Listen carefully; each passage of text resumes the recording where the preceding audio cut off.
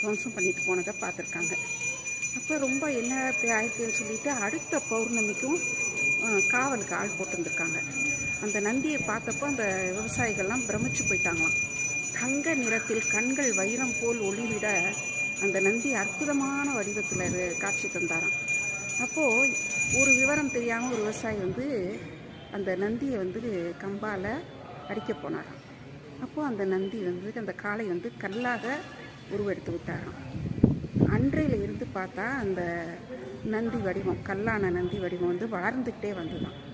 அப்போது அவங்க கடவுள்கிட்ட வேண்டினப்போ அங்கே அந்த நந்தியின் தலையில் ஒரு ஆணி அடிக்க சொன்னாங்களாம்.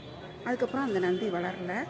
இவங்களுக்கும் நல்ல பயிர்கள் நல்ல செழுமையாக விளைய ஆரம்பித்த உடனே ஒவ்வொரு நவம்பர் மாதம், அதாவது கார்த்திகை கடைசி திங்கக்கிழமை அறுவடை செய்த முதல் பயிரை இங்கே இந்த நந்தி பகவானுக்கு